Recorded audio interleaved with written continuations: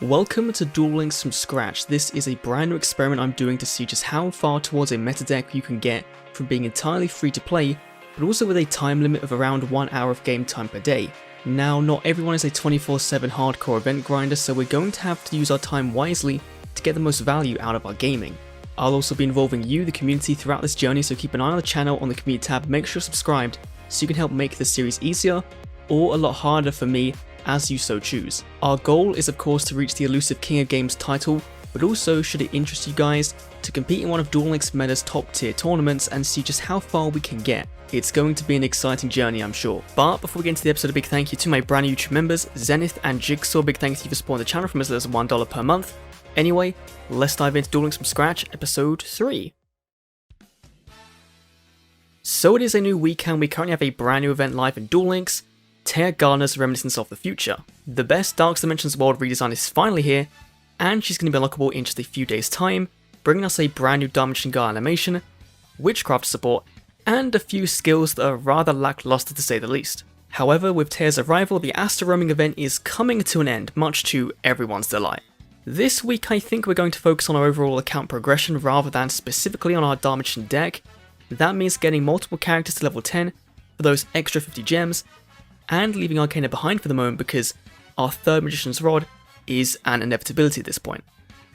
So for Taya and future events like the Crashtown Calendar at the end of July, we're going to need a farm deck to be built, and the new EX deck, Return of the Vikings, provides a very good base for a Yubel farm deck with easy access to Nephthys, and 2 out of the 3 copies we need for our mandatory Viking cards. But in order to even begin thinking about Yubel, we need to be stage 6 in GX world, which shouldn't be too difficult. So we fell just short of stage 6 by reaching stage 5, and Chaz has graced us in Duel World with his presence. We have a few Chaz inspired missions to complete, such as winning a duel using only level 4 low monsters, so we'll get to work on those in the morning, and hopefully begin our GX character unlock grind. Okay, day 2. Once again, if you missed it literally 10 seconds ago, we're on our way to unlocking stage 6 so we can get those 100% reasonable and definitely not annoying GX character unlock missions available to us. We also now have DSD Taya appearing at level 50 and Tour Guide San returning with more bigger missions, which means more gems for us. We're also going to make sure we optimize our standard duelist respawns. We have both GX and DSD world ready to level up to the next stage, so we don't really want to prematurely level one up when we still have missions or duels to do in the other worlds, since those duelists do carry over. That's one thing a lot of new players just don't do, and it's a waste of resources and player XP efficiency going straight down the drain. And then we reach stage 6 and, well, I need to unlock both Jessie and Zane before I can even think of unlocking Yubel. I know in the long run it's going to be worthwhile, but right now this feels like it's going to be a very boring episode this week, but we'll have to wait and see on that one. And for Jessie we need Pegasus, at least we get to go back to the end world and clear a few missions out, but still, for now, let's get most of the easy missions out of the way, and that means starting with everyone's favourite Crystal Piece user, Jessie Anderson. Now on to getting Pegasus for Jessie's final mission, and he was surprisingly easy. For one of the first perma-gate unlocks, I thought his missions would be way harder because I wouldn't have balanced them right, but no, that was pretty stress-free. We now have access paths to relinquish and skills such as Mind Scan, so that's pretty neat. And just in the nick of time, we also got Jessie unlocked, so technically, we can start on Yubel's missions tomorrow, but I think we might have some more things to do before that. Once again, back to the Yubel missions. This time we need Zane, and for Zane, we need Cyrus and Pair Psychroid. Now, I'm not sure when things changed, but I know for a good while you couldn't actually get Pair Psychroid outside of some random drop from Dueling at the Gate, so seeing it and a ton of other cards we need for Cyrus to unlock, available for free via some of the guaranteed tickets we get when creating our account, is really nice to see and a good job on Konami's part. Jaden and Elemental Hero Thunder Giant are also involved quite a lot here, so we're going to be using some tickets on them to get them, and a plethora of Sparkmen. All in, it took us just roughly 20 minutes to actually unlock Cyrus, which was a lot quicker than the days of waiting for his original unlock event to fulfill, which I believe, if memory serves me right, was from an early iteration of the Duel Quest event. Fun times. 40 minutes later or so, we've ended off by just and only just failing at unlocking Zane. I completely forgot the Rainbow Dragon required 7 Crystal Pieces to be on the field or in the graveyard, not in the hand, so tomorrow when we log on we need to do that ASAP so we can focus all of our time on Yubel and then maybe we can get Taya, depending on how things go with Yubel, of course. My god, this took long.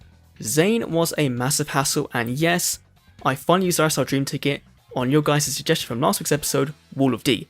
I needed something to make these unlock missions less variable, so Wall definitely helped quite a bit here. And with Yubel finally unlocked, we can now focus on the generic farm deck cards. Yubel's skill, my name is Yubel, is 100% necessary for a farm deck, so we might use one of our dream skill tickets on that to fast track unlock it. Though it's a guaranteed unlock at level 30, which does feel like a major waste. But writing this day's episode script, I just realized something. We need Montage Dragon, which means we need Trudge, which is in 5D's world, and the final Yubel forms can only be obtained from random gate drops. Shit. In hindsight, we've been doing everything wrong. Tomorrow we're going to work on getting the Power Express unlocked so we can build a Labyrinth Builder farm deck that was discovered a bit later on, so big thank you to Duel Links Meta for that kind of that deck. Most of those cards can be obtained from the card trade or ticket resources, but we need to start farming Taya soon because those easy gems and that easy character are leaving in less than 72 hours time.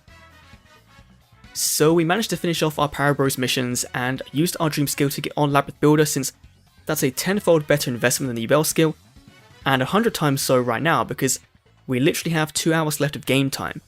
We also started working on the farm deck, which really we could have had done like 4 days ago if we were just, not actually a 5-head and realized what we were planning to do was impossible in the time limit. But still, most of the important draw cards can't be obtained from tickets, so we're actually going to have to dive into 2 old boxes, Ultimate Rising and Dawn of Destiny. It actually hurts having to dig for a rare and normal card knowing that I'm just going to get scammed by Konami so hard today, and I did. It took us 30 packs, 30 freaking packs for a single secret pass to the treasures. In the long run, I'm sure it's worth it, and we did get multiple ultra rares including Sphere Karibo. That's still somewhat relevant today, so it's not terrible, but still, hopefully, Dawn of Destiny isn't as bad. The good thing about this set is that we also have things for our Yubel deck, like Yaksha, Island and Phoenix. They're all in here, so depending on how well we pull, this might be a lot better value than the EX deck, but I can't wait for this to scam me out of... I forgot to turn off the bulk purchase reset settings. I hate my life. But finally we have a somewhat working farm deck. We're still missing a good Goblin Housekeeping and we need a few more jar greeds from the trader, but now we're at least at a good point to focus on farming this Taya for the lone 1 hour we have tomorrow of her final day here. It's gonna be tough. It's our last day with Dark Dimensions Taya, so let's spend it trying to get as many gems as we can before wrapping things up. We can get 100 or so guaranteed from our special event missions for summoning DMG a dozen times, and then it's just farm till our fingers bleed from summoning Vassal, activating Secret Pass, and union attacking for game.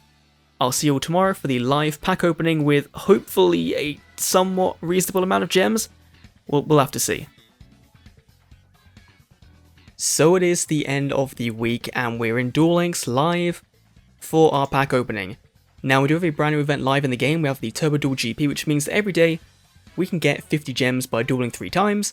That's pretty good. So this week, or for the this coming week's episode 4, I might do things a bit differently and see how that goes and just do a whole ranked focus episode or a whole PvP focused episode talking about what kind of works, the plays I did, that kind of thing. We might do that, depending on what we pull from the from our packs today, because as you saw, no luck there with the gems, but as you saw, we didn't really get, we didn't pull that well from our packs with the Ultimate Rising and with Dawn of Destiny.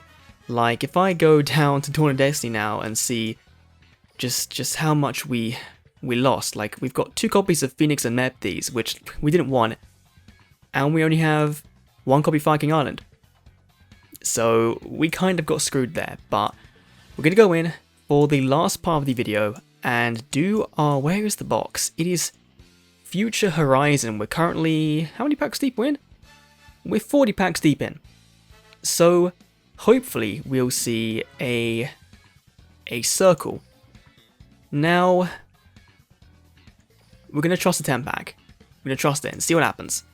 because I personally think we're going to be screwed on this one. I mean, it would be kind of nice to get some other things, because then we might be able to like build, you know, a Cyber Dragon deck or Super Heavy Samurais, because this box is it's a very good box for, you know, the players that want a well-rounded experience. We have a spell card, please. Yes, yes. Okay. We can just skip. Oh, thank God. Oh, wow. And we got a Glossy Core. That was not bad at all. Okay. Well, we're going to reset, because the goal is to get Circle. That is our main goal. It does kind of feel bad, because we could have done with getting some more copies, but we have one copy of Rampage Dragon currently, so we're kind of good for the Cyber Dragon front. We just need more for these super rares. But let's see. Konami, please.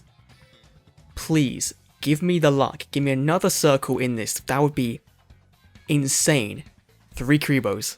You can do it. That would have been stupid if they gave us that. But they probably won't. We're probably going to get Risco in this one. And yes, we're still rocking the hat. It's been like 5 months since I had a haircut. You know, lockdown is a thing. It's just easing now. So hopefully sometime soon we can get this cut and be hat free, because it's currently a complete goddamn mess. But anyway, let's see. 4 packs left. Can we pull anything good? And the answer is seemingly no. Please. That's nothing again. Come on. End us off with a good one. No, you're not. Okay. Well, that's fine. That's honestly fine, because we can now go back to the M World, go to Arcana, and we can finally add our first copy of Circle to our deck. Which means we're getting there. We're getting there so far. And obviously this Wall of D, right now, I quite like in here, because it does give us some backup if we don't draw into some of other stuff. But obviously, something needs to go, and right now it's got to be the Endymion, even though the Red Eyes Fusion is clashing with our skill, Trigger Up the Sleeve, which starts off with a level 7 in hand, but we can't special summon our first turn, so if you draw in our first turn, we're kind of screwed. But now that we have a Circle, I think we can go back to Master Magicians, which is the one that gives us a 1000 Knives attack or expanded, yeah. So we can go for that. And we are eventually going to want to add in our own copy of Dark Magic Expand, I think it is. That's the one that gives you 1000, right? Yeah. We are eventually going to want to add in this card here. But right now, I think we should kind of leave the deck as is. We'll take this build into the new event over the next week and see how it does. It should perform quite well, because that event is a bit of a mixed bag. It's going to be a lot of easy decks and cancerous decks and whatever. And with the Turbo Duel skill, it might be really good. So we'll take it into there.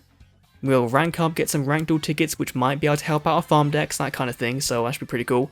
But yeah, I'll see you all next week. Hopefully with some more gems, we can actually, you know, get a second Circle. But now we're in the finish line. We're very close to seeing the core of the deck done, and then it's just focusing on the extra deck and seeing what we want to do there. Whether we go down the Dark Cavalry route or we go down the Synchro route. We'll have to wait and see. Thanks for watching. Let me know anything down below. Let me know what option you want to do, the Cavalry route, Synchro route, or another Dark Magician route you want to do. Let me know. Thanks for watching, and I'll see you all in the next Duel Links From Scratch video. See you then.